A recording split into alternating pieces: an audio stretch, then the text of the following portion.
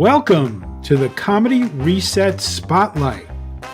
This is the place to be if you want to hear from some of the most innovative and exciting comedy creators from around the globe. On this podcast, you'll hear from a variety of guests who are pushing the boundaries of what comedy can be. If you're looking for fresh perspectives and new ideas, this is the podcast for you. Episode 12. Long Island, New York comedian, Karin Margaret.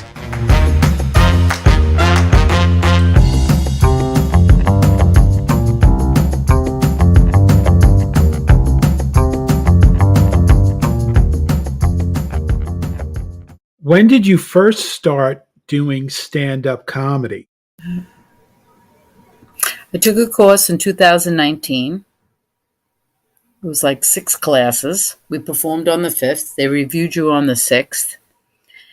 And I wasn't all that excited about it. But I made some friends and I started to go to open mics. And next thing you know, I got hooked. And here I am today performing. What made you want to become a stand-up comedian? I never wanted to be a stand-up comedian. I never thought about it. When I would tell stories at work, I worked with a man for about 25 years. He would always say, "You should do stand-up comedy." I never even, but it just, he would say it. I didn't even think about it. Then I worked with a girl who was a promoter, and she was relentless. "You need to take this course. I'm telling you, if you take this course, you should be a stand-up comic." 2 years of bugging me. Finally, I signed up for the course. And thank goodness there was some women my age in the course, or I would have left the first night. And the rest is history. Who were some of your influences? I would have to say the number one influence was Lucille Ball. I love Lucy. I would watch that all the time. Of course, I loved Phyllis Diller, Rita Rudner, and Joan Rivers. But I watched I Love Lucy for years and years and years. And always would laugh at the same things. And I'm not an easy laugh. What was your first time on stage like? The first time I was on stage was Broadway Comedy Club. My relatives came. My friends came from New Jersey. There was 13 people on this show. And he put me up right before the headliner. And it was very stressful. I thought I was going to have a heart attack. And my relatives and friends would come out and say, "When are you going to go on?" I'm like, "I don't know." And he kept pushing me back. "I don't know." And the longer I waited, the worse everything got inside my body. And people were like, "Do you know when your next show is going to be?" I'm like, "There is no next show. I can't have a heart attack because I want to perform." And it was a lot of intrepidation before I got on that stage. It was very frightening. But when I got up there, I was okay. And that was a blessing. What's your favorite joke? I don't really have a favorite joke, but I do like jokes that have to do with family, because I think everybody can relate to that. And when I tell those kind of jokes, I feel like they're closer to me. I mean, maybe they touch my heart, so they would be my favorite jokes. Something that mentions a family member. What's the worst heckler experience you've ever had? I've been pretty fortunate so far. Only had one heckler. She was drunk and causing a bit of a ruckus, and her friends took her out of the room. So I really lucked out. What's the best gig you've ever had? I performed at a show at the brokerage with some very seasoned comedians. It was a fundraiser. I didn't have to bring anybody to the show. I got to do 8 minutes and I crushed. And some people on the show came up to tell me how good I did. And I think they were surprised. They hadn't really seen me perform. And afterwards, one of the audience members was my girlfriend's sister. And she came up to me to tell me how great I did. And she didn't have to tell me. I knew I did the best I had ever done. And it just felt so great. What's the worst gig you've ever had? I think the worst gig I ever did was in a bar with very few audience members. And the other comics weren't very funny. And it didn't really matter because you didn't get any feedback. It was almost like performing in front of your mirror at home. There was no energy in the room. It was disappointing. It was a Friday or Saturday night. I could have been out doing something better. How do you deal with stage fright? Stage fright has increasingly got better for me. And I think the biggest reason is because I tell myself to have fun. Just remember, you're trying to have fun. You're here to have fun. You have fun, the audience will have fun. And I say that over and over again in my mind. And preparing and knowing your set very well is another reason that, will minimize your stage fright. I think so, for me anyway. What was the most unexpected response you've ever gotten to one of your jokes? One time I told a joke. There's a 2-part to a joke I tell. And the first part, people, laugh loudly. It takes them by surprise. And then the second part of it, they chuckle. It's not as robust, the laugh. But this time, there was quiet. And I did come up with something to say because I think in their mind, they must have been processing it. So I just said, it's a visual. And then the audience came back and they went into a loud laughter. It worked very well, but that was a surprise. I never had that happen before. How do you prepare for a show? I think it's real important to know your set. I think it's real important to perform it several times. For me, I do it at home in front of the mirror the day of the performance. I also perform it at open mics during the week. And I like to keep my energy level, my energy exertion for the day of the show. I like to be low key during the day. I want to keep my energy up for at night. So, and sometimes I can't nap. So I just have to make sure the day is low key. I don't want to be rushing around, running around, doing too many things. So I think that's important because my energy level is going to affect my performance and my energy level will affect the audience. What's the best advice you've ever been given about stand-up comedy? I think some of really good advice I got was to enjoy yourself when you're up there, have fun. And, you are developing your persona as you do this. The subjects you pick, how you deliver, all those things develop the character on stage, which is close to who I am. So you try to keep it genuine, but you are performing. And I think, someone telling me that was something I didn't really recognize right away. So I think that was some really good advice so I could pay attention to it because I wasn't even aware of it till that point. What's the worst advice you've ever been given about stand-up comedy? This question's a tough one because I don't know if I've been given really bad advice. I think most comedians I've met have been helpful. And, you know, that's all I could say. I can't even think of anything that was really bad advice.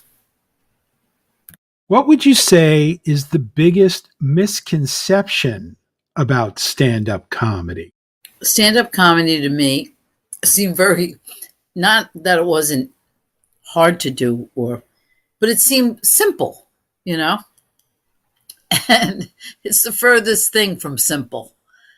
I mean, and there's so much to it. It's what's kept my interest, really, because you have to learn how to write jokes. Very hard. Even certain words are better to tell a joke than other words. All these things matter. The size of the room you're performing in, the temperature of the room, all these things I've learned is amazing to me, that all these things really do matter, and it all makes a difference in how the audience is going to receive what you're performing. And then you have the performance itself, which is a whole other dynamic, which, the comedians have to learn all of it. And that's what makes it so complicated, complex, I should say, and rewarding. What do you believe is the key to success in stand up comedy? Well, I believe the key to success in stand-up comedy is perseverance, hard work, and extending yourself more than you ever thought. I mean, I would think just the little time I've been in it, it's been very absorbing. It's 150% of you better put into it, or you're not going to be successful. You need to work on your craft every day. You need to make connections. You need to market yourself. You are running a business here, and you do it all. So it's a lot, and I think perseverance is the key. What do you think is the biggest obstacle that stand up comedians face? I see a lot of obstacles. I mean, I think it's really hard to make it in stand-up comedy because you could be talented, and initially you have to be bringing people to your shows to be even perform. So if you're not discovered right away, and I think most people develop their talent after a time, but let's say you want to develop it and maybe have potential, but you don't have a lot of friends. Well, that's not easy. And then if you really want to put 150% of your time and your effort into it, how are you going to sustain yourself? Because your income is not going to be very high. So that's major obstacles. And then if you're a woman, these shows aren't like, equitable. There's not like 4 men and 4 women on a show. It definitely is slanted toward the male gender. So it's even a little bit harder for women. I would say even more than a little bit harder. And it's who you know. And you have to market yourself. There's a lot of time put into this, and it can get discouraging. And you have to make sure you fight against that as well, because you don't want to get discouraged. You want to keep moving forward. Even if you see other people moving forward that maybe aren't as funny as other people, So it's a business like anything else. And things aren't always fair. What do you think sets stand up comedy apart from other forms of comedy? I think what sets stand-up comedy apart from other forms of comedy, it's an intimate relationship. The person who's standing on stage has to capture the audience's attention. And they may have to do that for 45 minutes. That's a long time to keep people engaged. And that's why you have to be very good at your craft. And that's why stand-up comedy is set apart from other forms of comedy, because it's difficult. It's not something everyone can do. What are the benefits of stand up comedy? The benefit of stand-up comedy is you can make the world see things through your eyes. That's pretty powerful. That's almost like being the president of the United States. I mean, I think it is powerful. And then to have people relate to it. I mean, that's powerful too. And that's what makes it funny and unique. What's your process for writing jokes? My process, well, sometimes something happens to me and then I need to write about it.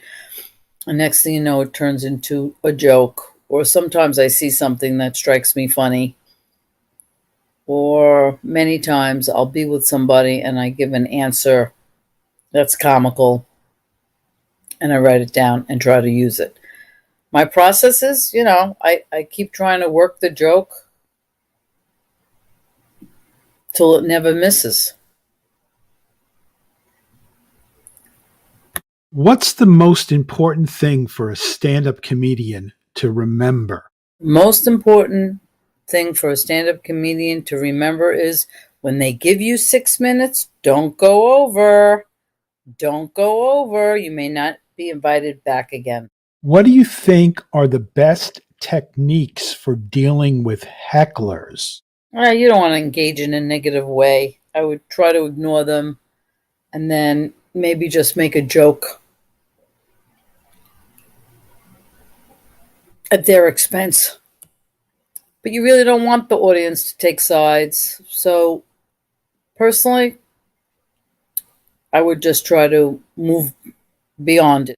What do you think are the biggest mistakes that stand-up comedians make? I think a mistake stand-up comics do is to talk about politics or religion and go out of their way to push their ideas, which may alienate half the audience. And I've seen it done. I've seen people walk out, and I've also seen where a room was laughing, and it totally diminished. What is the best way to learn stand-up comedy? I think the best way to learn stand-up comedy is to do it. And do it, and do it, and do it. And keep doing it. It's the only way you're going to improve. What do you think is the best way to improve as a stand-up comedian? I answered this sort of in the last question. I think you need to just keep doing it. Keep needing to improve your material. You need to go through your material. You need to get rid of your C jokes and keep your A and B jokes, and then eventually try to get to just be all A jokes and to really know your material. What has stand-up comedy taught you about yourself? Well, several things. I think it's made me realize that I have a lot of stamina.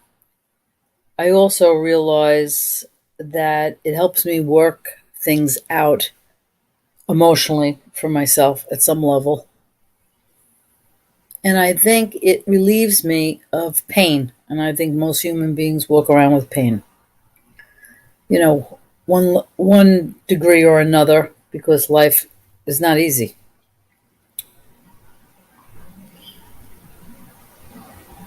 And I'm sure I'm going to learn more as I keep going forward in stand-up comedy. What motivates you to keep performing stand-up comedy? I got hooked. I think what motivates me is I like the rush after I make an audience laugh. That's what I'm hooked on. And also, I'm releasing things in me. I'm putting things out there. And that's good for me. So, those are some of the benefits. I am always happy when I can make people laugh. I feel like it's a good job because you're helping people have a good time, and that's a gift. What advice would you give to someone who's thinking about doing stand-up comedy? I'd tell them to take a course, see if they have any, inclination toward it. And then I'd tell them it's a lot of hard work. But don't be discouraged, and just go one step at a time and give it your best, and join Joke Zoom, because they can help you write jokes here and you can learn a lot. Oh, yeah. Is there anything you'd like to add that we did not cover? Yes, I just want to add thank you, Rob, for allowing us to do this. We put together a nice little reset comedy button here, and I appreciate it. And I really love Joke Zoom, and I'm so glad you started it during COVID. All right. Have a good night. Take care. Thank you. I've been your host, Rob Chaffee. Don't forget to laugh today. It's good for you. Comedy Reset Spotlight is a podcast that brings you today's freshest and funniest comedy creators. If you like what you heard, please subscribe to hear more.